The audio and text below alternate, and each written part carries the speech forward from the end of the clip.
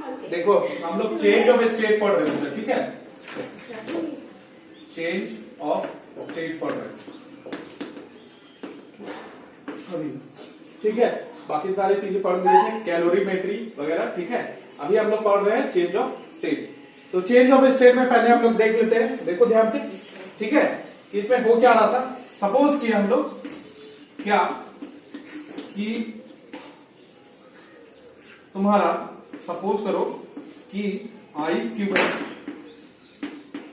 मालूम है तुमको ये आइस जो होता है तुम्हारा जमना जब चालू होता है 0 डिग्री सेल्सियस पर, उससे नीचे डाउन चल गया।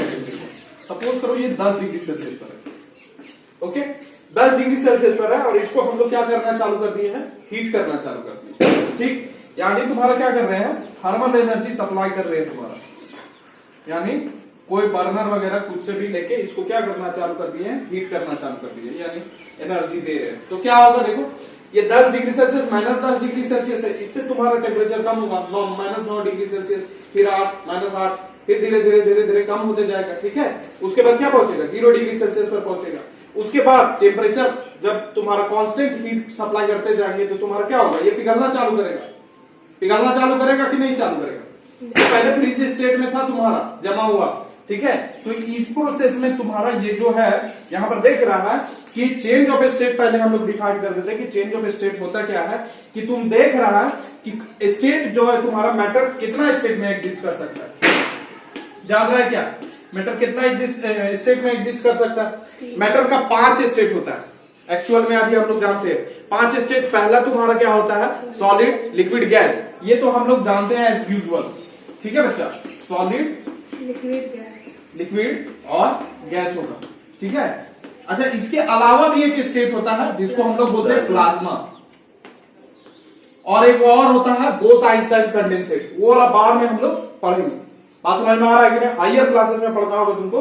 अच्छा, प्लाज्मा भी अभी तुमको पढ़ना है नहीं, ठीक है, प्लाज्मा वाला भी जो है ये पढ़ना नहीं है हमको, बेसिकली पढ़ना क्या है, सॉलिड, लिक्विड और गैस। बात समझ में आ रहा है कि नहीं आ रहा है, ठीक, कोई दिक्कत। अच्छा, प्लाज्मा में देख लो कि प्लाज्मा में तुम्हारा प्लाज्मा क्या होता है, प्लाज्मा बेसिकली तुम्हारा जो होता है कि जब हम लोग टेम्परेचर बहुत ज्यादा बढ़ा देते हैं, ठीक है, कोई भी सब्सटेंस का टेम्परेचर अगर बहुत ज्यादा बढ़ा देते हैं तो जो एटम्स होता है उसमें तुम्हारा क्या होगा, न्यूक्लियस होता है, और उसके चारों तरफ तुम्हारा क्या होगा, इलेक्ट्रॉन्स ऑर्बिट करेगा, ठीक है, यानी घूमेगा, ठीक है, इतना बात तो जान रहा है। तो जब ज्यादा टेम्परेचर बढ़ाएंगे तो इलेक्ट्रॉन क्या हो जाएगा, इजेक्ट हो जाएगा।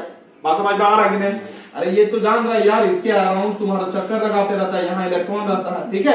तो जैसे ही टेम्परेचर बढ़ाएंगे तो इसको एनर्जी मिलेगा, एनर्जी जब मिलेगा तो ये इलेक्ट्रॉन क्या होगा, भाग जाएगा, यहाँ से एस्केप करेगा। अब जब ये भागेगा तो तुम्हारा क्या होगा, इस पर पॉजिटिव आयन आएगा कि नहीं आएगा, तुम लोग ये सब चीज तो पढ़ा होगा।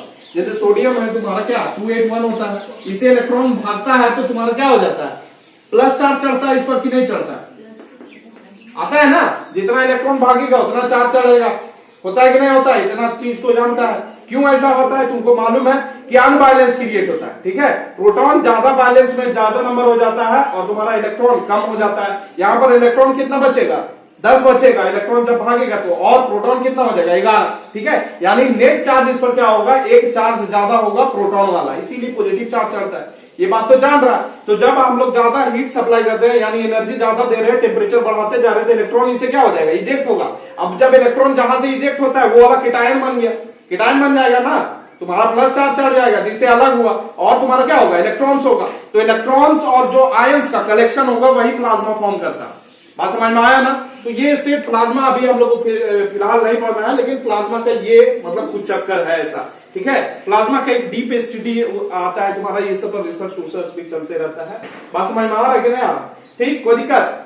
बोला जाता है कि आग भी सम लगभग तुम्हारा प्लाज्मा स्टेट में है, ठीक है। बात समझ में आ रहा है कि नहीं आ रहा, ठीक। तो सॉलिड, लिक्विड और गैस, 3 स्टेट के बारे में हम लोग पढ़ेंगे। तो देखो चेंज ऑफ स्टेट क्या होता है कि अगर एक सब्सटेंस अपना स्टेट को बदल देता है, ठीक है, अपॉन राइजिंग द टेम्परेचर और कूलिंग द, मतलब कूल करके टेम्परेचर घटा करके या बढ़ा करके तुम्हारा अगर स्टेट चेंज करता है तो यही चेंज ऑफ स्टेट मैटर का। बात समझ में आ रहा है कि नहीं आ रहा। अब देखो यहां पर बोले कि -10 डिग्री सेल्सियस का हम लोग कॉन्स्टेंटली क्या कर रहे हैं, हीट कर रहे हैं इसको, तो क्या होगा, धीरे धीरे टेम्परेचर बढ़ना चालू होगा, इसका टेम्परेचर बढ़ना चालू होगा। यानी -10 से पहले -9 होगा, फिर -8 होगा, -7, -6, इस तरह चलते जाएगा बच्चा। अब 0 डिग्री सेल्सियस पर पहुंचेगा। उसके बाद और अगर हम लोग हीट सप्लाई करो, ध्यान से सुनो ये चीज कि अगर और हीट हम लोग सप्लाई करें तो क्या हो जाएगा तुम्हारा, ये मेल्ट करना चालू करेगा। ठीक है, बात समझ में आ रहा है कि नहीं आ रहा? मेल्टिंग करना चालू करेगा ना, पिघलना चालू करेगा। यही प्रोसेस को हम लोग क्या बोलते हैं, मेल्टिंग। यानी सॉलिड को लिक्विड स्टेट में चेंज कराने की घटना को हम लोग क्या बोल रहे हैं, मेल्टिंग बोल रहे हैं। बात समझ में आ रहा है कि नहीं आ रहा? यही चीज लिखा है तुम लोग को। ठीक है, यानी सॉलिड से लिक्विड में तुम्हारा चेंज आएगा। ठीक है, उसको क्या बोलेंगे, उस प्रोसेस को मेल्टिंग बोलेंगे बच्चा। बात समझ में आ रहा है कि नहीं? अच्छा, यहां पर अगर थर्मामीटर लगा दिया जाए, ध्यान से सुनो, ये 9th क्लास में भी तुम लोग पढ़ चुका है, लेकिन फिर बता दे रहे। ठीक है, कि अगर एक थर्मामीटर लगा दिया जाए, ठीक है, यहाँ पर, ठीक, 0 डिग्री सेल्सियस पर तुम्हारा 0 डिग्री सेल्सियस से तुम बढ़ा रहा है, टेम्परेचर बढ़ाते जा रहा है, तो तुम देखेगा क्या कि इसका यहाँ तो पहले -10 डिग्री सेल्सियस पर था, उस समय तो टेम्परेचर बढ़ रहा था, लेकिन उसके बाद क्या हो गया, 0 डिग्री सेल्सियस पर तुम्हारा उसके बाद टेम्परेचर बढ़ने नहीं कर रहा है। बात समझ में आ रहा है कि नहीं? तुम ऑब्जर्व क्या करेगा कि इसके बाद 0 डिग्री सेल्सियस के बाद तुम्हारा क्या हो रहा है, टेम्परेचर नहीं बढ़ रहा है। बात समझ में आ रहा है कि नहीं? और कब तक नहीं बढ़ रहा है, जब तक कि पूरा का पूरा आइस जो है तुम्हारा, वो तुम्हारा पूरा लिक्विड ना बन जाए, यानी वाटर ना बन जाए, तब तक नहीं बढ़ेगा। बात समझ में आ रहा है कि नहीं? तब तक नहीं बढ़ेगा जब तक कि तुम्हारा ये पूरा का पूरा जो सॉलिड आइस है, आइस क्यूब है, ये लिक्विड ना बन जाए। लिक्विड जब बन जाएगा उसके बाद टेम्परेचर फिर बढ़ाइए। अगर हीट कॉन्स्टेंटली सप्लाई कर रही है तो तुम्हारा क्या देखेगी कि उसके बाद फिर से टेम्परेचर तुम्हारा राइज करना चालू हो जाएगा। बात समझ में आ रहा है कि नहीं आ रहा? ठीक है, तो पहले तुम्हारा क्या हो गया, सॉलिड से तुम्हारा लिक्विड बदला, ये घटना को हम लोग मेल्टिंग बोल रहे हैं बच्चा। फिर से तुम्हारा हीट सप्लाई कर रही है, करते जा रही कॉन्टिन्यूअसली, तो फिर तुम्हारा क्या होगा, लिक्विड जब कन्वर्ट हो जाएगा पूरा, उसके बाद टेम्परेचर, यानी तुम्हारा क्या हो गया कि जब तक आइस क्यूब को पूरा का पूरा तुम्हारा मेल्ट नहीं हुआ, यानी लिक्विड में नहीं बदला है, तब तक टेम्परेचर तुम्हारा कितना दिखाएगा, 0 डिग्री सेल्सियस। बात समझ में आ रहा है कि नहीं? यही इंपॉर्टेंट बात है ये सब में। ठीक है, अब उसके बाद क्या हो रहा है कि टेम्परेचर बढ़ाते जा रही तुम्हारा क्या होगा, जब लिक्विड में कन्वर्ट होगा उसके बाद टेम्परेचर बढ़ते जाएगा और 100 डिग्री सेल्सियस पर जब इसको, ये पानी जो पिघला हुआ पानी था, ये 100 डिग्री सेल्सियस पर जब तुम क्या करेंगे, इसको 100 डिग्री सेल्सियस तक पहुंचा, तो उसके बाद क्या देखेगी कि बॉयल करना चालू हो गया तुम्हारा और वेपर में कन्वर्ट होना चालू हो गया। बात समझ में आ रहा है कि नहीं?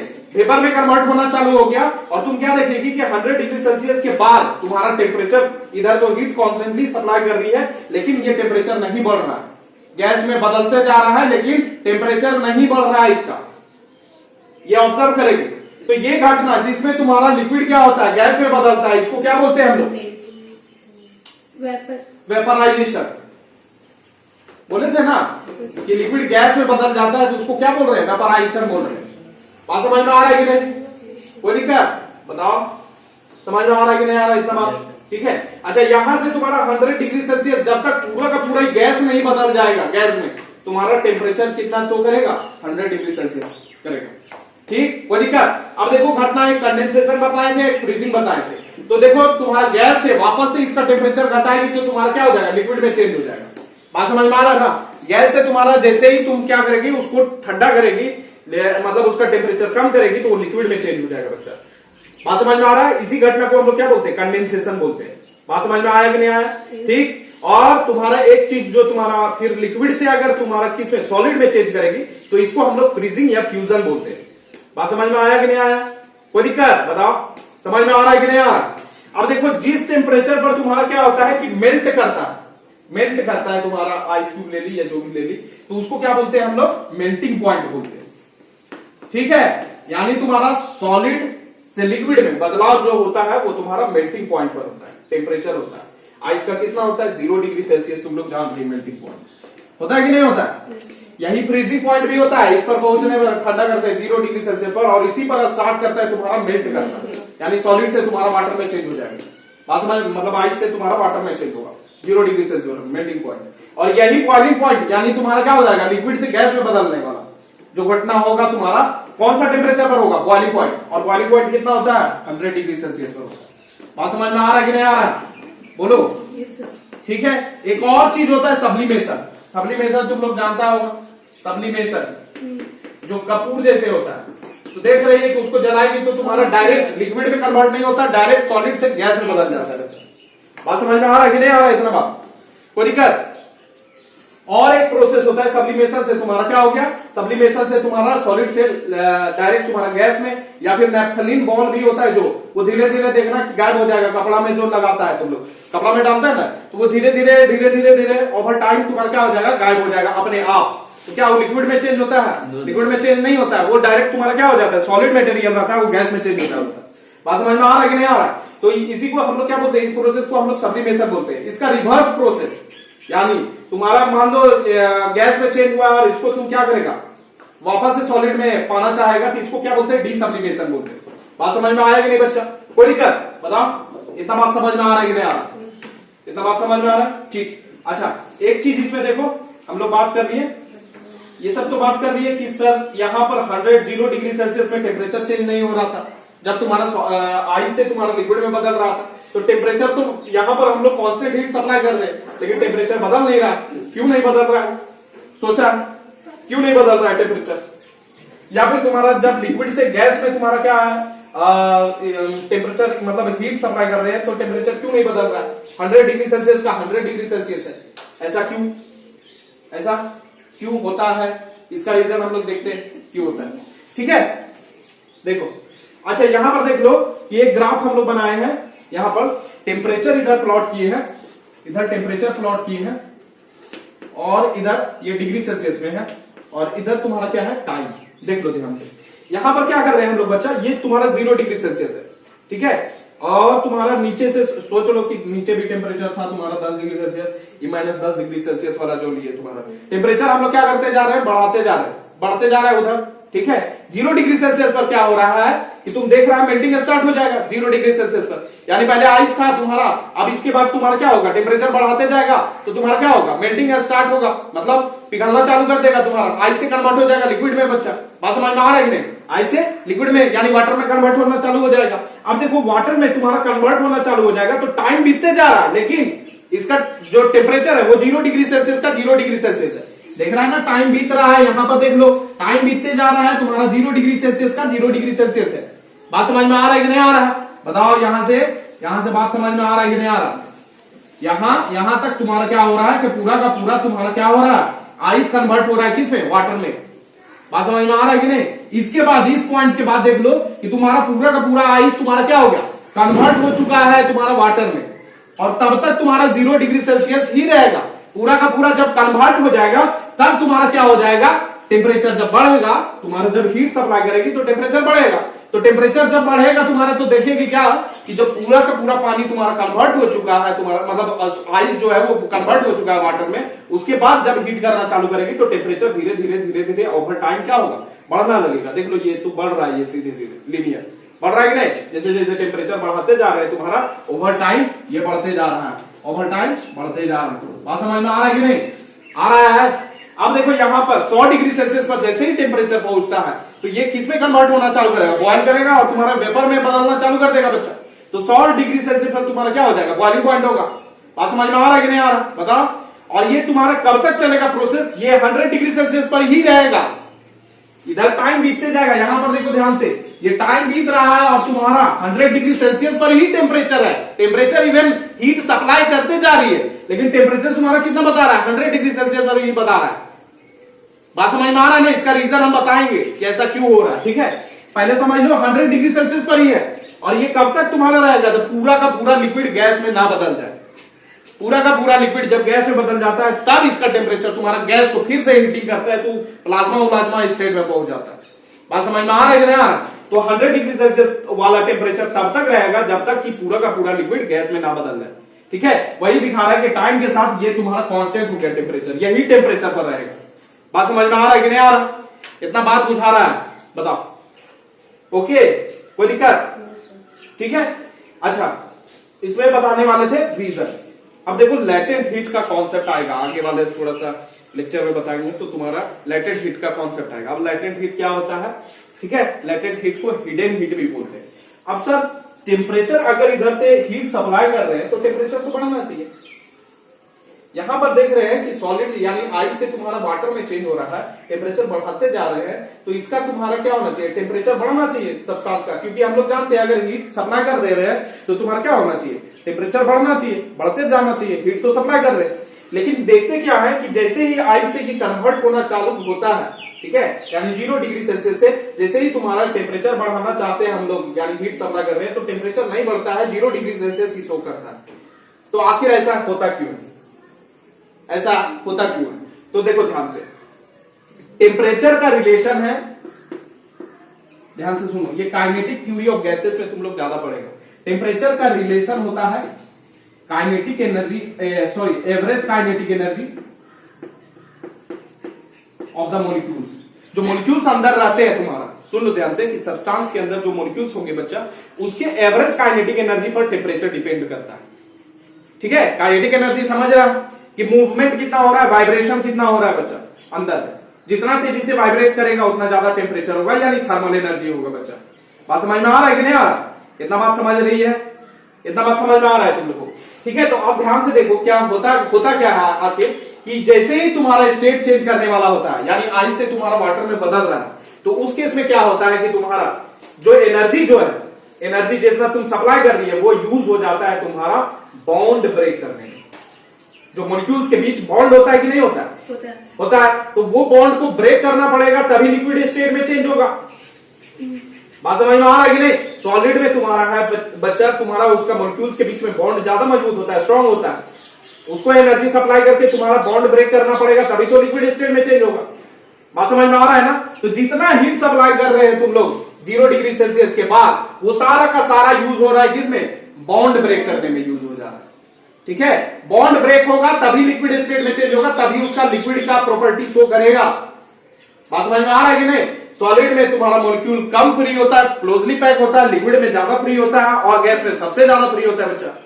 बात समझ में आ रहा है ना? तो एक्चुअली तुम्हारा क्या हो रहा है कि टेम्परेचर इधर हीट सप्लाई कर रहे हैं, तो इसका बेसिकली अंदर का जो एवरेज काइनेटिक एनर्जी है वो बढ़ाया जा रहा है, या फिर तुम बोल दो कि तुम्हारा बॉन्ड ब्रेक हो रहा है अंदर में।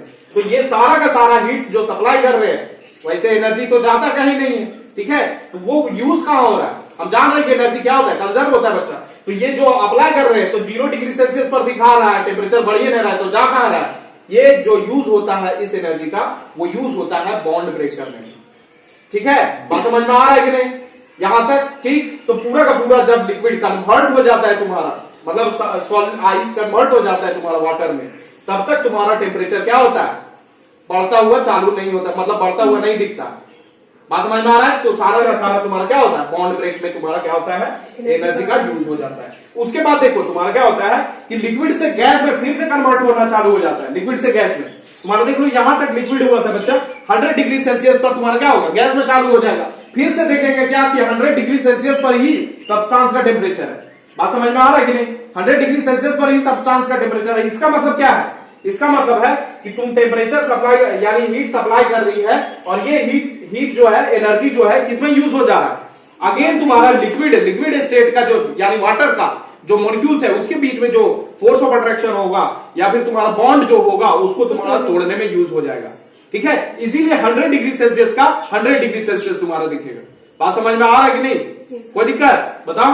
100 डिग्री सेल्सियस का 100 डिग्री सेल्सियस दिखेगा, क्योंकि ये जो तुम्हारा हीट सप्लाई कर रही है वो किसमें यूज हो जा रहा है? बॉन्ड ब्रेक करने में। बात समझ में आ रहा है? या फिर बोलो एवरेज काइनेटिक एनर्जी बढ़ाने में। ठीक है, कोई दिक्कत? बताओ, इतना बात समझ में आ रहा है कि नहीं आ रहा है? बोलो बोलो, कोई दिक्कत? ओके, अच्छा यहां से देख लो, तुम्हारा ये तुम्हारा आइस था, आइस से हम लोग क्या कर दिए? आइस से वाटर में कन्वर्ट कर दिए फॉर एग्जाम्पल। तो यहां पर तुम्हारा क्या होगा? देख लो, यहां पर क्या करेंगे हम लोग? मेल्टिंग, ये मेल्टिंग वाला प्रोसेस होगा बच्चा, और ये वाला क्या होगा? वापस से वाटर से हम लोग आइस लाएंगे, तो तुम्हारा क्या होगा? फ्यूजन वाला प्रोसेस या फ्रीजिंग वाला प्रोसेस होगा बच्चा। ठीक है, कोई दिक्कत? अच्छा, यही वाला तुम्हारा क्या होगा? वाटर से हम लोग गैस में जाएंगे, या वेपर में बोल रहे हैं, वाटर वेपर में, तो तुम्हारा क्या होगा कि इसको करेंगे हम लोग क्या? बॉइलिंग करेंगे बच्चा, बॉइलिंग वाला केस आएगा। और एक तुम्हारा क्या होगा? इधर से ये तुम्हारा वाटर से गैस वाला बोलो या फिर वेपर बोलो। ठीक है, बॉइलिंग हो गया इधर। अच्छा, ये गैस को कंडेंसेट करना होगा, ये कंडेंसेशन वाला प्रोसेस, वापस आएंगे तुम्हारा वाटर में, तो कंडेंसेशन।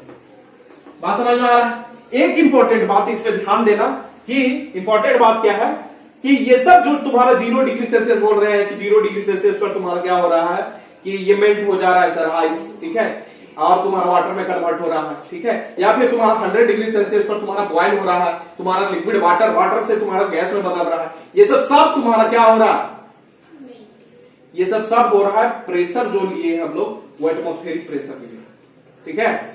बात समझ में आ रहा है ना। हम ये चीज जान लेना कि तुम्हारा स्टेट का चेंज दो चीज पर डिपेंड करता है, ठीक है, मैटर के स्टेट का चेंज दो चीज पर डिपेंड करता है, पहला टेम्परेचर और दूसरा प्रेशर पर। प्रेशर यहां पर जो लिए हैं हम लोग, ध्यान देना ना, ये तुम्हारा एटमॉस्फेरिक प्रेशर लिए है, ये सब जो 0 डिग्री सेल्सियस दिख रहा है ये सब बदल जाएगा अगर तुम्हारा एटमॉस्फेरिक मतलब प्रेशर में हम लोग चेंज कर देते हैं। बात समझ में आ रहा है ना। तो जो बॉइलिंग पॉइंट है, मेल्टिंग पॉइंट है आइस का, या फिर तुम्हारा बॉइलिंग पॉइंट वाटर है, उसका बदल जाएगा वैल्यू, ठीक है, अगर प्रेशर हम लोग डिफरेंट लेते हैं। बात समझ में आ रहा है कि नहीं। अच्छा, ये वाला जो बॉइलिंग पॉइंट है वो तुम्हारा नॉर्मल बॉइलिंग पॉइंट कहलाता है, या जो मेल्टिंग पॉइंट है उसको नॉर्मल मेल्टिंग पॉइंट बोल रहे हैं। एट एटमॉस्फेरिक प्रेशर ये बात कर रहे हैं, इसीलिए नॉर्मल बॉइलिंग पॉइंट या नॉर्मल मेल्टिंग पॉइंट होता है। बात समझ में आया कि नहीं आया। तो हम लोग इससे कंक्लूजन क्या निकाल सकते हैं, कंक्लूजन निकाल सकते हैं कि during the change of state, ठीक है, there is no change in the temperature, temperature में कोई चेंज नहीं होता है। जब स्टेट बदलते रहता है तो उस समय टेम्परेचर में कोई बदलाव होता है क्या, नहीं होता है बच्चा। क्यों नहीं होता है, क्योंकि सारा का सारा एनर्जी किसमें यूज हो जाता है, तुम्हारा किसमें हो जाता है, बॉन्ड ब्रेक करने में या फिर एवरेज काइनेटिक एनर्जी बढ़ाने में। बात समझ में आ रहा है कि नहीं, ठीक है।